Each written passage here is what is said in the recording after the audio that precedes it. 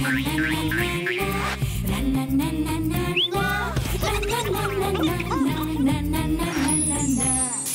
নুন ঝালে আমার স্বাদের রান্নাঘর, ফোড়ন ডালে সবাই আপন, কেউ নয় পর।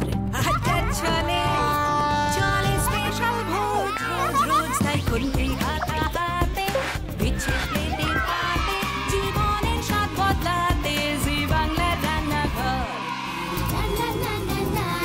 জি বাংলার রান্নাঘর। নমস্কার, শুরু করছি Emami healthy and tasty cooking oil present Zee বাংলার রান্নাঘর। প্রথম দিন খাবো জলের রূপালী শস্য ইলিশ মাছ। বলা হয় এই সময় মানে রথের পর ইলিশ আসার পরিমাণ নাকি বেড়ে যায়, আর সামনেই ঝুলন, তার মানে ইলিশের আগমন।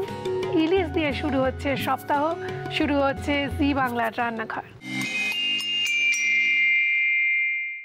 আচ্ছা, এমনটা যদি হয়, ধরুন আপনার নিমতায় বাড়ি, ঝমঝম করে বৃষ্টি পড়ছে, আপনি বারান্দায় এক কাপ কফি নিয়ে দাঁড়িয়ে দাঁড়িয়ে বৃষ্টি দেখছেন আর কফি খাচ্ছেন, আর জানেন আজকে ইলিশ মাছ ভাজা হবে, তার তেল দিয়ে মেখে ভাত খাবেন। এমন সময় কানে এলো রিন রিন একটা সুন্দর শব্দ, সেতারের শব্দ। সে সেতার বাজাচ্ছেন কে? রেশমি মিত্র। আলাপ করিয়ে দিই। নমস্কার, স্বাগত রেশমি। কত বছর ধরে? 2 বছর, বিয়ের পর থেকে শিখছি। তাই যে না, 7টা বছর যেতে দাও, তারপর দেখবে ওই হাতের একটু মানে কড়া পড়ে যায়, মানে আমার যে দাদা শেখায় তার হাতের বেশ শক্ত হয়ে যায়, বাজাতে বাজাতে কড়া পড়ে যাচ্ছে, কড়া পড়ে যায়। তো হঠাৎ করে বিয়ের পর শিখতে শুরু করলে কেন? সেটার অনেকদিনই ভালোবাসা একটা আমার ছিল, সুযোগ করে হয়নি, এখন সুযোগ হয়েছে, শিখছি, চর্চা রয়েছেন বাড়িতে? আমার হাজবেন্ড, আমার 7 বছরের কন্যা। তো তুমি যে এই লোক সংস্কৃতি নিয়ে পড়লে, এইটা কাকে দেখে অনুপ্রাণিত হয়ে? লোক সংস্কৃতি আসলে আমি একটুখানি মানুষদের সঙ্গে মিশতে ভালোবাসি। ভেবেছিলাম বাংলায় এমএ তো অনেক পড়া যায়, পড়তে পারবো, বিয়ের পরেও পড়তে পারবো, বিয়ের আগেও পড়তে পারবো, অনেক সুবিধা হয়ে গেছে। কিন্তু লোক সংস্কৃতিটা আমার কাছে খুব একটা ছিল যে আমি মানে লোকেদের মধ্যে মিশবো, যে চাষি আছে, যাদের ট্রাইবাল আছে, ওদের মধ্যে মিশে যাব। আমি যার জন্য 1 মাস গিয়ে নর্থ বেঙ্গলে থেকেছিলাম। ওদের যে মানে জীবনযাপনের জন্য মোটামুটি আমি ছিলাম, কিছুদিন মতো ছিলাম। ওদের অনেক কার্যকলাপ, ওদের শিল্প, ওদের নৃত্য, ওদের গান, আমি সব কিছু চেষ্টা করেছি আমার নিজের মধ্যে তুলে ধরার, যার জন্য আমার ওটা ছিল আমার ভালোবাসা, লোক সংস্কৃতিটা। তারপরে আমি বিয়ের পরে WMA করেছি বাংলা নিয়ে। বাহ। তো বাংলার সংস্কৃতিতে কিন্তু একটা জিনিস রয়েছে, রান্না, অতিথি আপ্যায়ন, এবং তার সঙ্গে সঙ্গে ইলিশ চিংড়ি একটা মিলেমিশে রয়েছে। মানে অতিথি আসবে বাড়িতে মানেই মাছ, কি মাছ হবে? কাতলা মাছ, নয়তো ইলিশ মাছ, নয়তো চিংড়ি মাছ, এই তিনটের একটা তো হবে, আর নইলে বড় বড় পাবদা। তো আমার একটা কথা বলো, আজকে তোমরা ইলিশ মাছ বানাবো, কিন্তু এর নামটা কি, রেসিপিটা কি? কচু পাতায় ভাপা ইলিশ। কি কি লাগছে বানাতে? ইলিশ মাছ, কচু পাতা, সর্ষে বাটা, পোস্ত বাটা, কাঁচা লঙ্কা বাটা, চিনি, নুন, হলুদ গুঁড়ো, চেরা কাঁচা লঙ্কা, সুতো আর সর্ষে। মানে কাঁচা পাকা দু রকমই রেখেছো লঙ্কা। তো চলো শুরু করি রান্নাটা। প্রথমে কি করতে হবে? এখানে চামচগুলো আমি একটু এখানটা রাখলো। প্রথমে বোল নেবো একটা, বোলের মধ্যে এবার ইনগ্রিডিয়েন্টস গুলো সব দেবো আস্তে আস্তে। প্রথমে পোস্ত বাটা পুরোটাই দিয়ে দিই, সর্ষে বাটা, এটা কালো সর্ষে বাটা, কালো সর্ষে বাটা। তবে জিজ্ঞাসা করছি, হ্যাঁ কালো সর্ষে বাটা। কাঁচা লঙ্কা, যারা ঝাল বেশি খায় ঝাল দিতে পারে, আবার ঝাল যারা কম খায় অল্প দিল। কাঁচা লঙ্কা বাটা, সবুজ কাঁচা লঙ্কা বাটা, হলুদ নিশ্চয়, হ্যাঁ হলুদ গুঁড়ো, নুন স্বাদ অনুযায়ী। মাছে তো মাখানো নেই যেহেতু, একটু চিনি সামান্য দেবে। চিনি সামান্য দেবো? হ্যাঁ দাও, তোমার যদি ইচ্ছা দাও। আচ্ছা, এবার তুমি এটা দিয়ে মিক্স করে নাও। এর মধ্যে কি একটু তেল দেবো? সর্ষের তেল একটু দিতে হবে। এক্ষেত্রে আমরা ব্যবহার করছি Emami healthy and tasty kacchi ঘানি মাস্টার্ড অয়েল, ঝাঁঝে স্বাদে গন্ধে অতুলনীয়। এবার সর্ষের তেল, ইলিশ মাছ আর সর্ষের তেল, ব্যাপারটা বেশ মাখো মাখো হবে। স্পুনটা, হ্যাঁ হ্যাঁ, তুমি তুমি তো কিন্তু করো। আচ্ছা, এবার মাছটা নিয়ে এর মধ্যে আমি হাত দিয়ে মাখাচ্ছি। ঠিক আছে, খুব সুন্দর। এবার বলো আমায়, দেখাও কি করতে হবে। আচ্ছা, এবার কচু পাতায় নেব। তোমার হাতে গিনি রংটি, তোমার কাছ থেকে তো সাজাও শিখি আমি। আচ্ছা, এটা গরম করে বসাই, তেল বসাবো না জল? একটু না, সর্ষে তেলটা একটু ব্রাশ করে নিতে হবে, একটু অল্প দিয়ে করে নিচ্ছি, ব্রাশ করে দিচ্ছি। তেল এক্ষেত্রে আমরা ব্যবহার করছি মামি হেলদি এন্ড টেস্টি। আচ্ছা, এর সঙ্গে একটা করে চেরা কাঁচা লঙ্কা দেবো আমি। একটু দাঁড়া, দুটো একসঙ্গে আমি দেখতে পাচ্ছি না, এটাকে ব্রাশ করে দিই, কিছু মনে করো না। না না, একদম। ইস, আচ্ছা, এবার তুমি আমাকে বলো, ওই পাতাটার মধ্যে ওটা নিলুম, নিয়ে আর একটু ঝোল দিয়ে দিই, একটু গ্রেভি। ভাতটা মাখবো কি দিয়ে? এই যে পেটের মাঝখানটা, এটা ভরিয়ে দিন গ্রেভিটা। এইটাই তো এক্সপিরিয়েন্স। না, ভাত খাবো যখন তখন মনে হবে তো এক্সপিরিয়েন্স। লাল লঙ্কা দিয়ে, হ্যাঁ। আচ্ছা, এটা সুতো বার করে, এটা সুতো দিয়ে মোড়াবো।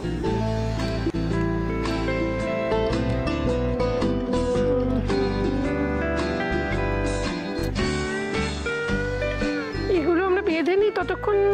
আমি জানি আপনাদের ভীষণ প্রিয় অনুষ্ঠান দিদি নাম্বার 1। দেখুন তো দিদিরা কি করছে। ছাত্রী এবং পাত্রীদের নিয়ে জমজমাট সেলিব্রেশন। বাবা কি লম্বা!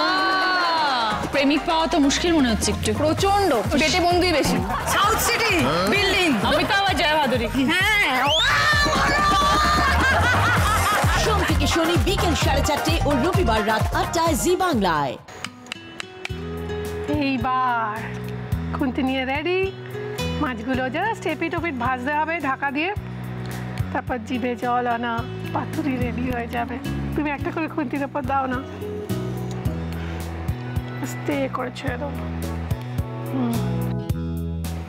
তেল দিলাম আর একটু মাঝখানে, একটু এই গ্যাপে গ্যাপে একটু এই চরবর আওয়াজটা ভাজা হবে, ওটা ঢেকে দিতে হবে। আচ্ছা, তারপর আবার এটা কি 2 পিঠ ভাজা হবে না একটা পিঠই?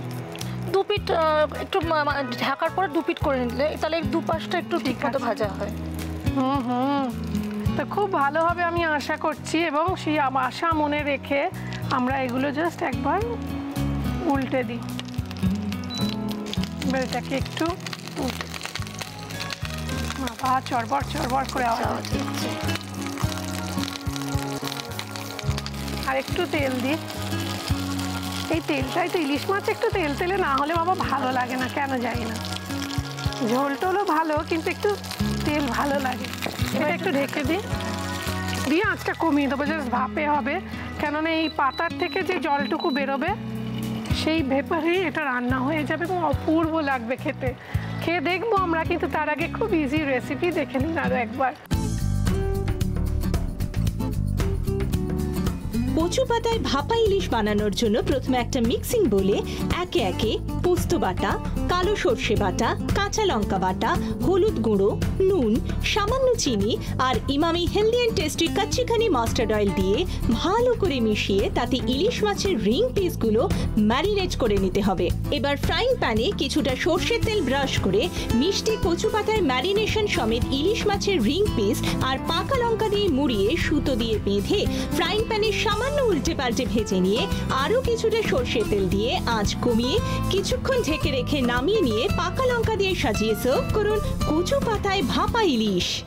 এবার এই মেমেন্টোটা তোমার হাতে তুলে দিতে হবে। আমি জানি তুমি খুব খুশি। ভীষণ খুশি, খুব খুশি, কারণ এটা রান্না করে প্রাইস তো আমরা রেগুলার বাড়িতে পাই না, যখন পাই তখন খুব ভালো লাগে। তুমি এবার টেস্ট করা যাচ্ছে না খেয়ে।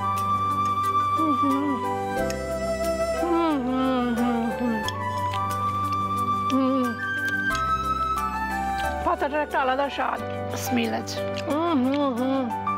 অপূর্ব। I wish you all the best in life. আশা করি আবার দেখা হবে। দেখা হবে আপনাদের সঙ্গে, কারণ আপনাদের সঙ্গে দেখা করার জন্যই তো আসি। ইলিশ মাছ খেতে থোড়ি না আসি। একটু মিথ্যা ভালো হয়ে যাবে, কারণ আমার ইলিশ মাছ খেতে বড্ড ভালো লাগে, যেমন ভালো লাগে আপনাদের। আপনি আপনার শ্রেষ্ঠ রেসিপিটা শেয়ার করুন না এখানে এসে। যদি সেই রান্না হয় সপ্তাহের সেরা, তাহলে কুচিনা আপনাকে দেবে একটি মেপল টোস্টার। আর যদি সেই রান্না সকলকে ঝাঁপিয়ে হয় সেরা মানে মাসের সেরা, তাহলে কুচিনা আপনাকে দেবে একটি অটো ক্লিন টেকনোলজি সমৃদ্ধ এবং অয়েল কালেক্টর যুক্ত সুন্দর কিচেন চিমনি। আপনার সেই রান্না চুপে বেরোবে হ্যাংলা হেসেলে আপনারই নাম ও ছবি সহ। সুতরাং আপনার রেসিপিগুলো সুন্দর করে গুছিয়ে লিখে ফেলুন, এখনকার 1 কপি ছবি সমেত পাঠিয়ে দিন এই ঠিকানায়। Rannaghar, Zee Bangla, post box 9051, park street, head office, Kolkata 16। Email zbangla@znetwork.com। এবার এসছেন লেক টাউন কালিন্দী থেকে সুপর্ণা রায়। কিন্তু সুপর্ণা রায় যেটা রান্না করবে সেটা হচ্ছে একটা সুন্দর জিনিস দিয়ে, মানে আজকে পুরো ব্যাপারটা কচুর ওপর আছি আমরা। কচু পাতা ছিল আর এখন এটা হচ্ছে গাটি কচু। গাটি কচু চেনেন না? সুপর্ণা চিনিয়ে দেবে। নমস্কার সুপর্ণা। নমস্কার। এইগুলো হচ্ছে গিয়ে গাটি কচু। তো যেটা করতে হবে সেটা হচ্ছে গাটি কচু দিয়ে একটা প্রিপারেশন হবে। হ্যাঁ। কি হচ্ছে এটা? এটা ইলিশ মাছের মাথা দিয়ে গাঁটি কচু হবে। তার জন্য গাটি কচুটা কি করা আছে? গাঁটি কচুটা ডুমো করে সেদ্ধ করা আছে। আচ্ছা। আর আলু লম্বা লম্বা করে কাটা আছে, আদা বেটে রাখা আছে, জিরে গুঁড়ো, লঙ্কা গুঁড়ো, হলুদ গুঁড়ো, নুন চিনি তো লাগবেই, আর কালো জিরে লাগবে। আর ওই তেলটা আমি রেখেছি, যেটা মাছটা ভেজেছি তারই তেলটা দিয়ে রান্না করতে করব। ভেজার মুড়ো ভেজেছো যেটা, সেই তেলটা রাখা হয়েছে। সেই তেলটা আমরা গরম বসাবো, কিন্তু তার আগে আমরা জানি যে পুরো তেলটাই তোমার লাগছে কি? হ্যাঁ, একটু পুরো তেলটাই লাগবে, কারণ এটা একটু রসালো হবে তো। একটু আগে আমি বলছিলাম জানো তো রেশমিকে যে ইলিশ মাছ যাই না কেন একটু তেল ছাড়া ভাল লাগে না, তেল তেলে হবে, তেল তেলটাই গড়াবে, বেশ ভালো লাগে। তো তোমাদের বাড়িতে লেক টাউন কালিন্দীর কাছে তো খুব ভালো মাছের একটা বাজার রয়েছে, আড়ত বলা চলে, পাতিপুকুর। সেখানে গিয়ে কোনোদিনও মাছ কিনেছো? হ্যাঁ, আমাদের তো প্রত্যেক সপ্তাহেই ওখান থেকেই মাছ আসে। তো আমার একটা কথা বলো, তোমার বাড়িতে কে কে রয়েছে? আমার হাজবেন্ড আর আমার 2 ছেলে যমজ। তো এই যমজ ছেলের নাম কি দুজনে? শুভ্রদীপ রায় আর শুভ্রজিৎ রায়। ডাক নাম? রিকা রিজু। তো আমার একটা কথা বলো, যমজ বাচ্চাদের নিয়ে অনেক রকমের গল্প আমরা শুনেছি, সেগুলো কতটা সত্যি কতটা মিথ্যা আমরা জানবো, কিন্তু তার আগে রান্নাটা শুরু করে দিই। তুমি এদিকে আসবে না আমি ওদিকে যাবো? বলো। আমিও যেতে পারি। যেতে পারি মানে সেটাই ইচ্ছে। এসো। তো প্রথমে কি দেবে দাও? কালো জিরেটা দেবো। দেবো? হ্যাঁ দাও। দেখো তো এইটুকু হলে হবে? হ্যাঁ হবে। এবার কি দেবো? এবার আগে কচুটা দিয়ে দেবো। কচুটা আগে দিয়ে দেবো? দাও, তুমি দাও। এই গাঁটি কচু দিয়ে না, গাঁটি কচুটা ভাপিয়ে জলটা ফেলে দেবেন, তারপর আদা বাটা জিরে বাটা দিয়ে, মানে তেজপাতা, গোটা শুকনো লঙ্কা, দারচিনি, ছোটো এলাচ ফোড়ন দিয়ে তার মধ্যে 1 চামচ ঘি দিয়ে দেবেন, আর গাঁটি কচু আর আলুটাকে ওর মধ্যে কষিয়ে টমেটো, আদা বাটা, জিরে বাটা দিয়ে দারুণ ঝোল হয় খেতে। এবার কি দিতে হবে? আলু না? হ্যাঁ, এবার আলুটা দেবো। ও, ইলিশ মাছের তেলেই হচ্ছে।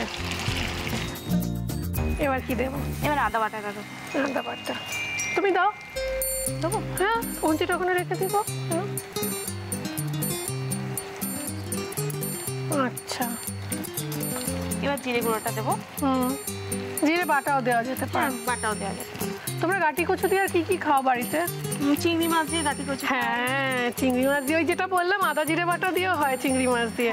তোমরা কি পেঁয়াজ রসুন দিয়ে করো? হ্যাঁ, চিংড়ি মাছ দিলে পেঁয়াজ রসুনটা দিই। এটা নাড়াচাড়া করতে করতে শুনি কিভাবে হয় সেটা। ওটাও চিংড়ি মাছ দিলেও মানে পেঁয়াজ রসুন দিয়েও করা যায়, আবার আদা জিরে দিয়েও করা যায়। বা টমেটো দাও তার মানে? হ্যাঁ।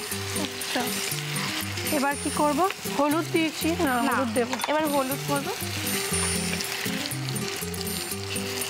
গাঁটি কচু খেলে তো গলা চুলকোয় না, হাসছে কেন? চুলকাতেও পারে, কারণ সব গাঁটি কচুর আবার গলা চুলকায় না এমন কোনো কথা নেই। আমার তো বাবা চুলকোয় না, তার মানে আমি ঝগড়ুটে নই। হ্যাঁ, এটাই একটা কথা আছে। হাসছে হাসছে, তার মানে বিশ্বাস করছে না? তুমি বিশ্বাস করছো না? না, আমি ঝগড়ুটে আমার দেখে মনে হয়। বলো। আমি খুব ভালোবাসি তো। আমার মুখটা দেখে বলো, মনে হয়? না না। শুকনো লঙ্কার গুঁড়ো দিলুম, এবার একটু চিনি, ঝালটা দিয়েছি যখন, চিনি, নুন দিচ্ছি। দেখো তো নুনটা একটু লাগবে মনে হচ্ছে না? তুমি মিক্স করে দাও। লাগবে না? হ্যাঁ লাগবে, একটু লাগবে। এবার আর বাকি তো কিছু নেই, আমার কাজ শেষ। এবার কি দেবো?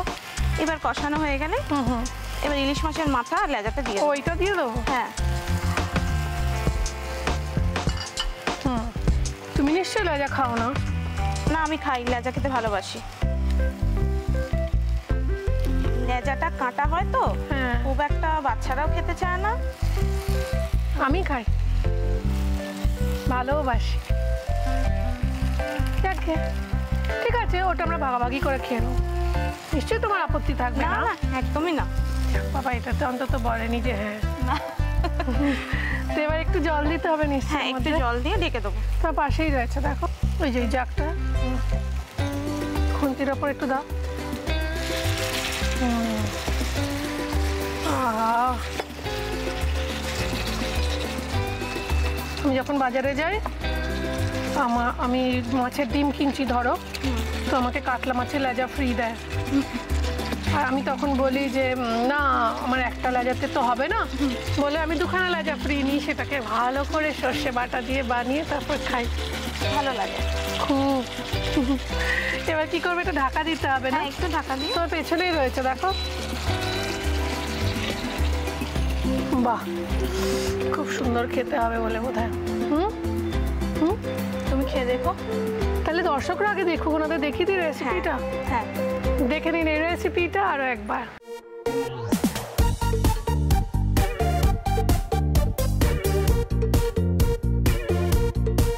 ইলিশের মাথা দিয়ে গাঁটি কচু বানানোর জন্য প্রথমে একটা ফ্রাইং প্যানে আগে থেকে ভেজে রাখা ইলিশ মাছের তেল গরম করে কালো জিরে ফোড়ন দিয়ে তাতে আগে থেকে ভাপানো গাঁটি কচুর টুকরো আর ভাপানো আলুর টুকরোগুলো ভেজে ওর মধ্যে আদা বাটা, জিরের গুঁড়ো, হলুদের গুঁড়ো, শুকনো লঙ্কার গুঁড়ো, চিনি আর নুন দিয়ে নাড়াচাড়া করে ভালো করে কষিয়ে ওর মধ্যে আগে থেকে ভেজে রাখা ইলিশ মাছের মাথা ও লেজাগুলো দিয়ে সামান্য উল্টে পাল্টে অল্প জল মিশিয়ে কিছুক্ষণ ঢাকা দিয়ে রেখে নামিয়ে নিয়ে সার্ভ করুন ইলিশের মাথা দিয়ে গাঁটি কচু।